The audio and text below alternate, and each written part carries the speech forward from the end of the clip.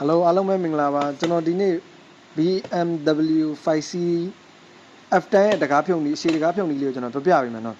နံပါတ်1ကအဲ့သူ carbon fiber အကွက်ကာဘာလေးပေါ့ဗျာ carbon fiber ကာဘာလေးသူကအမျိုးမျိုးလာတက်တယ်နော်အဲ့ကာဘာလေးကိုကျွန်တော်တို့ cordon လေးနဲ့ထိုးကလန့်ပြီးတော့ slide အတွင်းထဲဘောကိုဆွဲခွာရင်ကွာတယ်နံပါတ်2ကအဲ့သူ့ရဲ့တကားအဲ့ဖွင့်ပိတ်နေရကာဘာလေးပေါ့နော်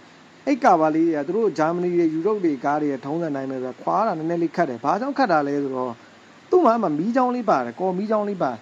ကိုကရှောက်ပြီးတော့မသိပဲနဲ့ရန်တန်းပြီးထိုးလိုက်လို့ကော်မီးချောင်းလေးကျိုးသွားရဆိုရင်မီးကမလင်းတော့ဘူးဗျာတဲ့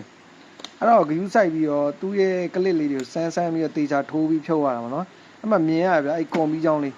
အဲ့ကော်မီးချောင်းလေးကရန်ဂယူးဆိုင်ရတယ်ဗျာအဲ့ကောင်လေးကျိုးသွားရင်မီးမလင်းတော့ဘူးနော်โอเคအဲ့မှာစကူတစ်လုံးပါမယ်အစောနာကျွန်တော်ကောင်ဖိုင်ဘာဖြုတ်တဲ့နေရာမှာအဲ့မှာစကူတစ်လုံးပါမယ်โอเคလက်ကင်နေရာမှာစကူတစ်လုံးပါမယ်စကူကစုစုပေါင်းနှလုံးတော့ cross စကူလို့တော့ခေါ်တယ်ဗျာကျွန်တော်တို့မြန်မာလိုရှင်းရှင်းလင်းလင်းခေါ်မယ်ဆိုတော့ခရီးပွင့်စကူပေါ့ဗျာအဲ့စကူလေးနှလုံးကိုဖြုတ်မယ်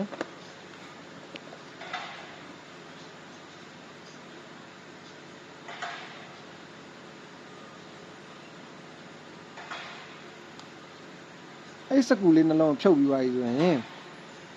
တကားအောက်ဘယ်နေရာလွတ်တဲ့နေရာဟောပေါ့နော်စောနာလိုပဲကော်ဒန်လေးထိုးထည့်လို့ရမယ့်နေရာဟောအဲ့ကော်ဒန်လေးကိုစမ်းပြီးထိုးထည့်မယ်ထိုးထည့်ပြီးတော့ကလန့်လိုက်ပြီးဆိုတာနဲ့အသစ်ဆိုရင်ကားအသစ်ဆိုရင်တော့ဖြုတ်ရတာနည်းနည်းခက်မယ်ကားအဟောင်းနေရာတော့ဖြုတ်ရတာလွယ်တယ်တခုနောက်တစ်ခု BMW တွေမှာသတိထားမှာအဲ့ရဲ့သူ့ရဲ့ lock and load လုပ်တဲ့အတန်လေးပေါ့နော်ညာဘက်တောင်ဆုံးမှာတွေးလိုက်မယ်ဗျအဲ့အတန်လေးကိုအရင်သတိထားအဲ့ကောင်ကိုဂယူးမဆိုင်ပဲနဲ့ဆွဲထုံးရင်လေအဲ့ကောင်ကလည်းကျိုးတက်တယ်ဗျโอเคခွာပြီးသွားပြီဆိုရင်သူ့ရဲ့ socket လေးတွေဖြုတ်မယ်ဖြုတ်ပြီးသွားပြီဆိုရင်တကားဖြုတ်တာပြီးသွားပြီပေါ့နော်ယူရိုကားတွေမှာအမြဲတမ်းတကားဖြုတ်တယ်ဆိုရင်တည့်ရဲ့အဲ့ပစ္စည်းလေးတွေကာဘာလေးတွေအမြဲတမ်းဂယူးဆိုင်ပြီပါနော်အားလုံးကျေးဇူးတင်ပါတယ်